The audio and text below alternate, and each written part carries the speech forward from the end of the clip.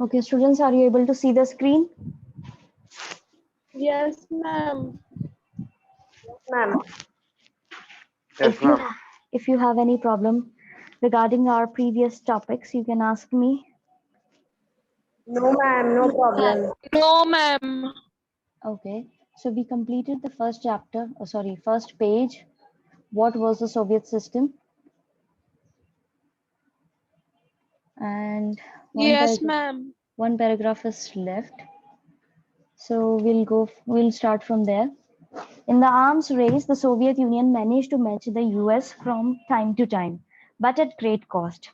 अब arms race as in की जितने भी वेपन्स थे ये लोग उस चीज को मैच कर पा रहे थे कि सोवियत यूनियन भी उतने ही अपने पास में हथियार और बॉम्ब वगैरह सब जो है वो मैनेज कर पा रही थी कि वो उतने ही बना ले जितने यूएसए बना रहा था। टाइम टू टाइम उन्होंने ये चीज मेंटेन करी है, लेकिन इनको इसकी काफी ज्यादा कीमत भी देनी पड़ी है।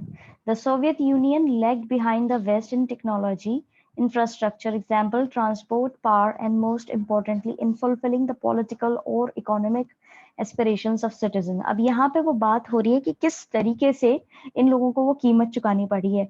ये भले ही वेपन्स वगैरह ये सब तो बना रहे थे, उसमें तो मैच कर रहे थे यूएसए को टाइम टू टाइम, लेकिन ये काफी चीजों में पीछे भी थे। वेस्ट के अंदर जो है यानी कि यूएसए बेस्ड जो अलायंस सिस्टम था वो उसके अंदर टेक्नोलॉजिकल एडवांसमेंट बहुत ज्यादा था, अच्छे से था, और ये उस चीज में पीछे थे। ठीक है, इंफ्रास्ट्रक्चर जैसे ट्रांसपोर्ट पावर हो उसमें ये पीछे थे, और सबसे इम्पोर्टेंटली ये अपने ही देश के सिटीजन्स जो थे उनकी पॉलिटिकल हो या इकोनॉमिक हो, आर्थिक रूप से या राजनीतिक रूप से जो इच्छाएं थी वो पूरी नहीं कर पा रहे थे।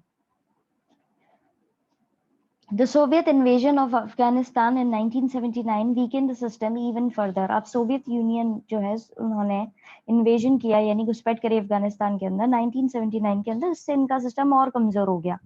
Though wages continued to grow, productivity and technology fell considerably behind that of the West.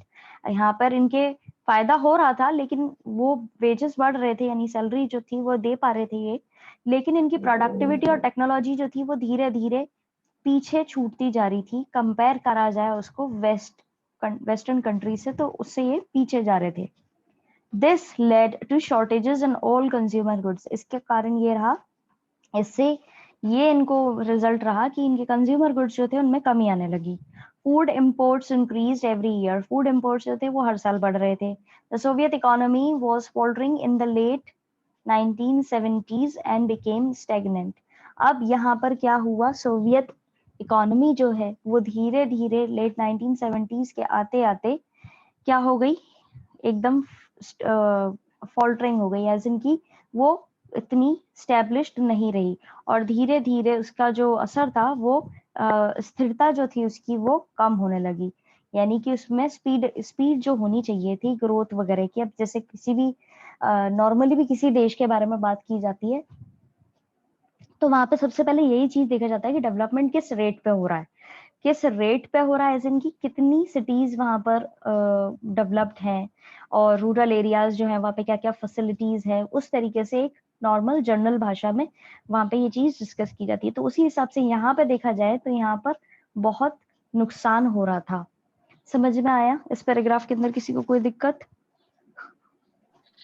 No, ma'am. Okay, then we have Gorbachev and the disintegration. Mikhail Gorbachev, who had become General Secretary of the Communist Party of the Soviet Union in 1985, sought to reform the system. अब यहाँ पर नए leader आए हैं general secretary के तौर पे, Mikhail Gorbachev, और ये कम्युनिस्ट पार्टी के लीडर जनरल सेक्रेटरी बन के आए थे सोवियत यूनियन के 1985 के अंदर, और इन्होंने सिस्टम को रिफॉर्म करने की कोशिश करी थी, दोबारा से ठीक करने की कोशिश करी थी। Reforms were necessary to keep the USSR abreast of the information and the technological revolutions taking place in the West. इसको रिफॉर्म करने की इसलिए जरूरत है कि ये प्रॉपरली इंफॉर्मेशन और टेक्नोलॉजी जो है उसका जो रेवोल्यूशन आ रहा है वेस्ट के अंदर, यानी कि वहां जो एडवांसमेंट आ रहा है उस तरह की चीज को यहाँ पे भी अप्लाई किया जाए और उससे ये कोप अप कर सके। However, Gorbachev's decisions to normalize the relation with the West and the democratize and reform the Soviet Union had some other effects that neither he or nor anyone else intended or participated. अब इनके जो ये विचार थे कि भाई यहाँ पर भी इसी तरीके से टेक्नोलॉजिकल एडवांसमेंट हो और वेस्टर्न कंट्री से रिलेशन अच्छे हों, थोड़े सही हों, और यहाँ पे डेमोक्रेसी जो है उसको लेकर के आया जाए, इसके कुछ अलग तरह के इफेक्ट्स निकल के आए, जो इन्होंने भी नहीं सोचे थे, ना किसी और ने सोचे थे, ना किसी और ने अंदाजा लगाया था इसका। The people in the East European countries, which were part of the Soviet bloc, started to protest against their own governments and Soviet control. East European countries यानी USSR based जो ब्लॉक था, उसकी जो कंट्रीज थी, उन्होंने अपनी ही सरकार के खिलाफ विरोध करना शुरू करा, प्रोटेस्ट करना शुरू करा, और ये जो सोवियत कंट्रोल था इसके खिलाफ भी इन्होंने प्रोटेस्ट करना शुरू करा। अब ये जो चीज इन्होंने रिफॉर्म करने की कोशिश करी थी, उसका असर यहाँ पे देखने को मिल रहा है कि लोग बाग प्रोटेस्ट पर उतर आए थे। Unlike in the past, the Soviet Union under Gorbachev, it did not intervene when the disturbances occurred, and the communist regimes collapsed one after another. अब पुराने जो ये समय है जहाँ पे गॉर्बाचेव के दौरान की बात हो रही है, जब इन्होंने ये जनरल सेक्रेटरी बने ही थे, तो सोवियत यूनियन जो है इनके कंट्रोल में जब थी, तब वहां पर इन्होंने किसी भी ये जो डिस्टरबेंस हो रहे थे उसमें इंटरफेयर करने की जरूरत नहीं समझी, या इन्होंने इंटरफेयर नहीं किया, और जो कम्युनिस्ट रेजिम्स थे वो धीरे धीरे करके एक एक के बाद एक गिरने लगे। These developments were accompanied by a rapidly escalating crisis within the USSR that hastened its integration. अब यही जो डेवलपमेंट हो रहे थे, एज इन की यही जो कोलैप्स होती जा रही थी कम्युनिस्ट रेजिम्स, इसके बाद में धीरे धीरे यहाँ पे ये क्राइसिस और बढ़ने लगा, और यूएसएसआर जो है वो डिसइंटीग्रेट होने लगा, यानी उसके टुकड़े होने लगे। Gorbachev initiated the politics of economic and political reform and democratization within the country. इन्होंने शुरुआत करी इस तरह की पॉलिसीज की कि जिससे इकोनॉमिक और पॉलिटिकल रिफॉर्म आए और डेमोक्रेसी जो है वो कंट्री के अंदर मेंटेन हो। The reforms were opposed by leaders within the Communist Party. अब ये रिफॉर्म्स जो है इनकी पार्टी के अंदर ही काफी ज्यादा लीडर्स ऐसे थे जो इस चीज को अपोज कर रहे थे। ऑब्वियसली बात है, जो समय से पहले से काफी समय से जहाँ कम्युनिस्ट पार्टी चलती आ रही है, वन पार्टी रूल आ रहा है, वहीं पे आप डेमोक्रेसी लाने की कोशिश कर रहे हो, लोगों को हक देने की कोशिश कर रहे हो, तो जिनके पास में पावर थी उनकी पावर कम हो जाएगी, तो वो लोग तो क्यों ही सपोर्ट करेंगे। तो यहाँ पे इनके लीडर्स जो थे पार्टी के अंदर, कम्युनिस्ट पार्टी के अंदर, वही इस चीज का विरोध करने लगे। समझ में आया? किसी को कोई दिक्कत? No, ma'am. No problem. No, ma'am. No problem. Okay, then a coup took place in 1991 that was encouraged by Communist Party hardliners. अब एक coup जो है वो एक चीज होती है 1991 के अंदर, और वो एनकरेज करते हैं कम्युनिस्ट पार्टी के जो जितने भी हेडलाइनर्स होते हैं। एक तख्त पलटा होता है, कूप इज तख्त पलट, यानी कि इनका जो लीडर है वो चेंज होता है, क्योंकि यहाँ पे वैसे ही इतना केओस चल रहा था इनकी पार्टी के अंदर, तो यहाँ पे ये चेंजेस होते हैं। The people had tasted freedom by then and did not want the old style rule of the Communist Party. अब तब तक जब ये कूप टुक होता है, यानी कि जब ये तख्त पलट होता है यहाँ पर कम्युनिस्ट पार्टी के अंदर, तो तब तक लोग बाग जो है वो चख चुके थे फ्रीडम का स्वाद। मतलब उनको पता पड़ गया था कि भाई असल में आजादी के मायने क्या है, और वो बिल्कुल भी नहीं चाहते थे कि वापस से उनके ऊपर कोई कम्युनिस्ट पार्टी रूल करे। ठीक है, वो लोग इंटेंडेड थे कि भाई अब तो हमें इसी तरह का रूल चाहिए जहां पे हमें आजादी मिले। Boris Yeltsin emerged as a national hero in opposing this coup. अब ये जो तख्त पलटा होता है, यहाँ पे तख्त पलट होता है, उसके खिलाफ में बोरिस येल्त्सिन करके एक व्यक्ति है, वो एक नेशनल हीरो की तरह बन के उभरे उस समय में, और वो इस जो अब लीडर आए थे उनका खिलाफ थे। The Russian republic where Yeltsin won a popular election began to shake off centralized control. अब ये जो व्यक्ति थे बोरिस येल्त्सिन, ये बेसिकली रशियन रिपब्लिक के ही इन्होंने वहां पे इलेक्शन लड़े थे और ये जीते थे। तो ये सेंट्रलाइज कंट्रोल जो था उसको हिलाना चाह रहे थे, यानी कि यूएसएसआर का जो सेंट्रलाइज कंट्रोल था, जहाँ पे ये तख्त पलट हुआ था, कम्युनिस्ट पार्टी के हेडलाइनर्स जो है वहां पे आए थे, वहां पर ये इस चीज को हटाना चाह रहे थे। Power begin to shift from the Soviet centre to the republics. अब धीरे धीरे पावर जो है वो सोवियत सेंटर से हट करके ये जो रिपब्लिक नेशंस थे वहां पे शिफ्ट हो रही थी, specially in the more Europeanized part of the Soviet Union which saw themselves as sovereign states. अब स्पेशली ये जगह उन जगह पे हो रहा था जहाँ पे ये यूरोपनाइज्ड पार्ट जो थे, ठीक है, सोवियत यूनियन के, वहां पे ये चीज ज्यादा हो रही थी, जो अपने आप को अब सोवरेन स्टेट के नाम से बोलने लगे थे। अपने आप को इस तरीके से देख रहे थे वो लोग। The Central Asian republics did not ask for independence and wanted to remain with the Soviet Federation. अब Central Asian republics जो थे वो आजादी नहीं चाहते थे, ना ही उन्होंने बोला था उसके लिए, और वो अपने आपको सोवियत फेडरेशन के अंडर ही रखना चाहते थे, यानी कि यूएसएसआर जो चला आ रहा था उसके अंडर ही रखना चाहते थे। In December 1991, under the leadership of Yeltsin, Russia, Ukraine, and Belarus, three major republics of the USSR declared that the Soviet Union was disbanded.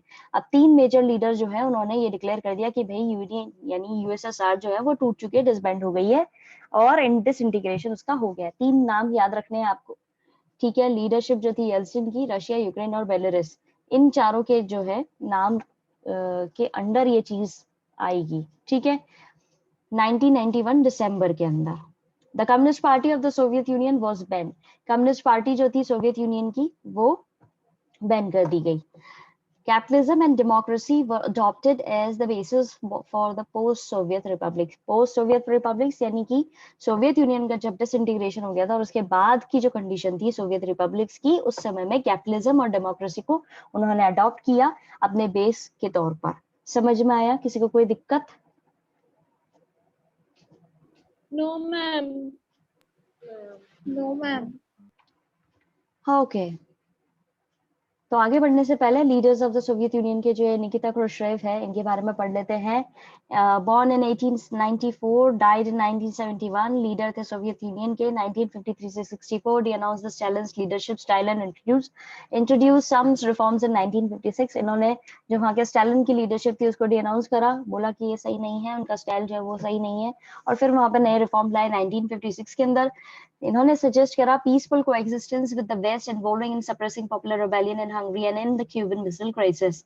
इन्होंने वो पीसफुल कोएग्जिस्टेंस वाली चीज को इन्होंने सपोर्ट करा कि हमें वेस्टर्न कंट्रीज के साथ में पीसफुली एग्जिस्ट करना चाहिए, और इसके साथ में ही इन्होंने पॉपुलर रिबेलियन जो हो रहे थे हंगरी और क्यूबन मिसाइल के अंदर, उसको भी उसके अंदर भी ये लोग, ये जो लीडर हैं, ये इन्वॉल्व थे।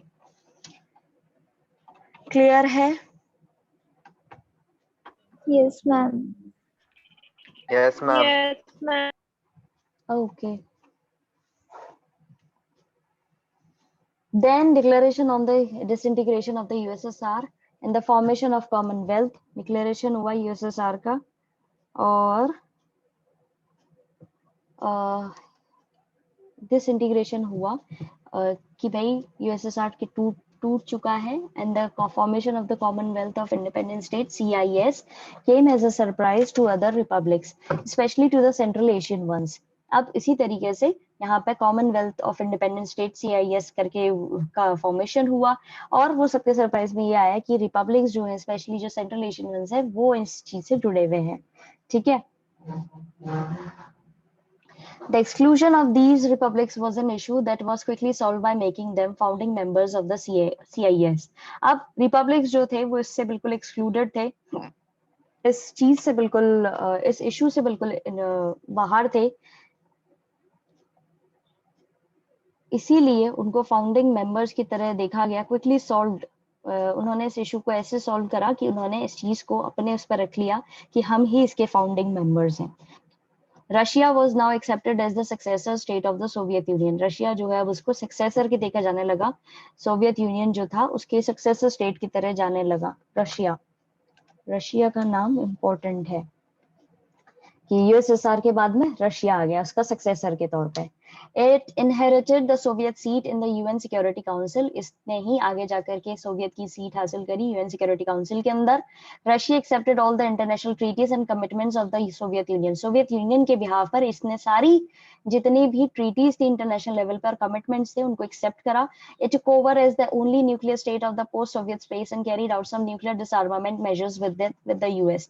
यही एकलौता ऐसा न्यूक्लियर स्टेट था जिस इसने टुक ओवर करा सारी न्यूक्लियर स्टेट को पोस्ट सोवियत स्पेस, यानी कि सोवियत स्पेस यानी यूनियन यूएसएसआर के बिहाफ पर इसने अपने न्यूक्लियर स्टेट को उसको एक्सेप्ट करा है, और जितने भी ट्रीटीज थी या मेजर्स थे यूएसए के साथ में कि भाई हाँ ठीक है न्यूक्लियर डिसआर्मामेंट होगा, मेजर्स लिए जाएंगे कि जितने भी हमने वेपन्स बना लिए हैं उसको हम अब आगे जाकर के नहीं करेंगे, या उसको हम अब कोई एक्सपेरिमेंट या टेस्ट नहीं करेंगे, अपनी इस चीज को बढ़ाएंगे नहीं, या अग्रेशन में आकर के हम कभी मिसाइल लॉन्च नहीं करेंगे, वो सारी चीजों पर रशिया ने अग्री करा। पोस्ट सोवियत की जगह पर अब रशिया देखा जाने लगा था। तो ओल्ड सोवियत यूनियन वाज दस डेड एंड बरीड। तो जो पुराना सोवियत यूनियन था, यूएसएसआर जो था, वो अब खत्म हो चुका था और वो दफन हो चुका था। समझ में आई बात? ये पैराग्राफ समझ में आया आपको?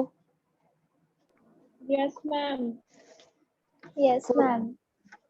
क्लियरली सारी लाइंस जो है वो क्लियर हैं, क्योंकि ये थोड़ा सा डिफिकल्ट है, बट आपको समझ में आना बहुत जरूरी है, इस पे से काफी क्वेश्चंस बनते हैं। Yes, ma'am. Okay, why did the Soviet union disintegrate? अब ये डिसइंटीग्रेट हुआ क्यों था? How did the second most powerful country in the world suddenly disintegrate? सबसे पावरफुल कंट्री जो थी वर्ल्ड के अंदर, वो डिसइंटीग्रेट क्यों हो गई एकदम से? This is a question worth asking, not just to understand the Soviet Union and the end of communism, but also because it is not the first and may not be the last political system to collapse. अब ये question पूछना इसलिए भी जरूरी है क्योंकि ये समझना जरूरी है कि सोवियत, सिर्फ यही समझना जरूरी नहीं कि सोवियत यूनियन और खत्म कैसे हुआ या कम्युनिज्म खत्म कैसे हुआ, और ये पहली बार नहीं हुआ है, और ना ही मे बी ये लास्ट टाइम किसी पॉलिटिकल सिस्टम के बारे में ऐसा होगा कि वो खत्म हुआ हो। इसीलिए क्वेश्चन पूछना जरूरी है। While there are unique features of the Soviet collapse, कई सारे features हैं इसके सोवियत collapse के, there may be more general lessons to be drawn from this very important case. इसमें से और भी आपको कई सारे lessons निकाले जा सकते हैं, कई सारी शिक्षाएं आपको मिल सकती हैं इस केस में से। There is no doubt that the internal weaknesses of the Soviet political and economic institutions, which failed to meet the aspirations of the people, were responsible for the collapse of the system. यहाँ पे कोई doubt नहीं है कि भाई ये Soviet political और economic institution जो थे, यानी यूएसएसआर के टुकड़े इसलिए हुए क्योंकि उसके इंटरनली बहुत ज्यादा कमियां थी। इंटरनली कैसे कमियां थी? पॉलिटिकल हिसाब से देखा जाए तो कमियां थी, इकोनॉमिक हिसाब से देखा जाए तो कमियां थी। तो इस वजह से भी कहीं ना कहीं ये रीजन रहा कि ये लोगों की एस्पिरेशंस को ही फुलफिल नहीं कर पा रहे थे, यानी लोगों की जो इच्छाएं होती है, उन महत्वाकांक्षा होती है, उनको ही पूरा नहीं कर पा रहे थे, और इसी वजह से इस सिस्टम को, ये सिस्टम जो है कोलैप्स हो गया। ये एकमात्र एक रिस्पॉन्सिबल चीज हमें लगती है। Economic stagnation for many years led to severe consumer shortages, and a large section of Soviet society began to doubt and question the system, and to do so openly. अब बेसिकली क्या है? Stagnation का मतलब होता है state और condition marked by lack of flow, movement और development. एक ऐसी कंडीशन में ही आप अटक के रह जाओ जहां पर कोई फ्लो नहीं है, मूवमेंट नहीं है, डेवलपमेंट नहीं है। तो यहाँ पे इस चीज को कैसे देखा गया है? इकोनॉमिक स्टैग्नेशन, यानी इकोनॉमिक फ्लो जो था, इकोनॉमिक डेवलपमेंट जो था, वो हो ही नहीं रहा था। एक ऐसी कंडीशन आ गई थी कई सालों तक जब कंज्यूमर शॉर्टेजेस हो रही थी, यानी कि कंज्यूम करने के लिए कंज्यूमर के पास में सामान नहीं था। एक बहुत बड़ा एरिया था सोवियत सोसाइटी का जो देख रहा था, उसको डाउट हो रहा था, और वो अपने ही सिस्टम पे क्वेश्चन उठा रहा था, और वो भी ये चीज कैसे कर रहा था? ओपनली कर रहा था। अब जैसे कि आज के जमाने में हमारे यहाँ पे सरकारें बनती है, हमारे यहाँ तो डेमोक्रेसी है, तो लोगों को बोलने का हक है, ठीक है, they have the right to express their views and opinions. तो हमारे यहाँ पे तो हक है, तो इसलिए लोग बाग खुल करके अपनी विचार व्यक्त करते हैं और भावनाओं को व्यक्त करते हैं, एक्सप्रेस करते हैं कि भाई सरकार कैसा काम कर रही है या कैसा गलत काम कर रही है, या क्या उसको मेजर्स लेने चाहिए, अपने सजेशंस वगैरह ओपनली बोल सकते हैं, ठीक है। लेकिन यहाँ पे जो सिस्टम था वो कम्युनिस्ट पार्टी वाला सिस्टम था, one party rule. One party rule का मतलब ही यही होता है कि आप उस पार्टी के खिलाफ में कुछ बोल नहीं सकते हो, आप उसकी निंदा नहीं कर सकते, आप उसको क्रिटिसाइज नहीं कर सकते, सजेशन नहीं दे सकते, अपनी ओपिनियंस वहां पे नहीं रख सकते फ्रीली। तो वहां पे इस तरह के सिस्टम में जब कोई कमी आ जाती है और लोग बाग जो है वो बिल्कुल फियरलेसली जाकर के ओपनली उसको क्रिटिसाइज करते हैं, क्वेश्चन उठाने लगते हैं सिस्टम पे, डाउट अपना जो है वो दिखाने लगते हैं, तो वो अपने आप में बहुत बड़ी चीज हो जाती है। तो यहाँ पे इस पैराग्राफ के अंदर वही चीज बोली गई है। पहला तो बताया गया कि एस्पिरेशंस जो है लोगों की वो फुलफिल नहीं हो पा रही थी, भले ही वो पॉलिटिकल हो या इकोनॉमिक हो। और फिर इकोनॉमिक के अंदर क्या चीज आ गई थी? इकोनॉमिक स्टैग्नेशन आ गया था, यानी कि लैक ऑफ फ्लो और डेवलपमेंट, तो वो भी कई सालों तक। इसीलिए इस चीज को लेकर के यहाँ पे क्वेश्चंस उठाए गए हैं। ये भी एक रीजन है डीप में कि कैसे इकोनॉमिक स्टैग्नेशन यहाँ पे आ गया था और उसकी वजह से लोग बाग क्रिटिसाइज करने लगे थे। समझ में आया? No ma'am, Yes, ma'am. वापस समझा देते हैं, कोई दिक्कत नहीं है। देखो यहाँ पे पहले ये बोला गया है कि कोई भी इंटरनल जो ये सोवियत डिसइंटीग्रेशन हुआ था यूएसएसआर का, वो इसलिए हुआ था क्योंकि उनके अंदर उनके सिस्टम में बहुत सारी कमियां थी।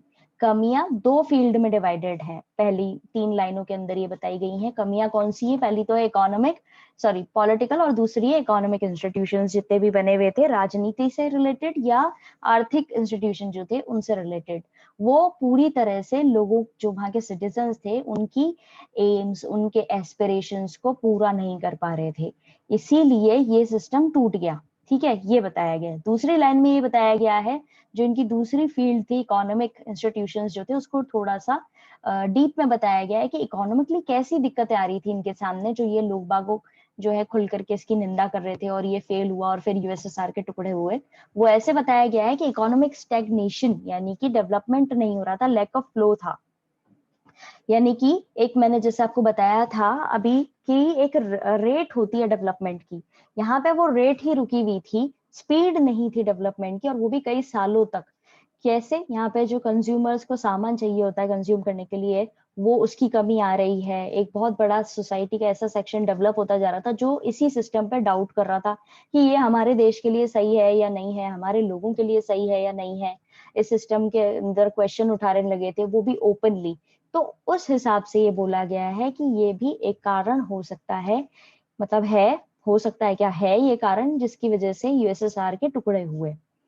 अब ये यूएसएसआर के टुकड़े हुए और ओपनली वाली लाइन को मैंने इसलिए हाईलाइट करा है यहाँ पर क्योंकि ये एक कम्युनिस्ट पार्टी, यूएसएसआर जो था वो क्या था, कम्युनिस्ट बेस्ड वो था, वहां पर कम्युनिस्ट पार्टी का उसका ज्यादा रोल प्ले था। वहां पर डेमोक्रेसी नहीं थी, तो वहां पे कम्युनिस्ट पार्टी जब होती है कहीं पे भी किसी भी देश के अंदर, तो वहां पे अलाउ नहीं होता कि आप ओपनली उस चीज के सिस्टम के बारे में निंदा करो या सरकार के बारे में निंदा करो, क्रिटिसाइज करो या अपने सजेशंस दो या अपने आप को एक्सप्रेस करो। वहां पे फ्रीडम ऑफ स्पीच वाला जो हमारे राइट मिला हुआ वो इतना ज्यादा अच्छे तरीके से नहीं एंटरटेन किया जाता जितना कि डेमोक्रेसी के अंदर किया जाता है।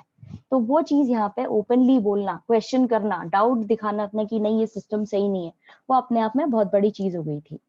आप समझ आया?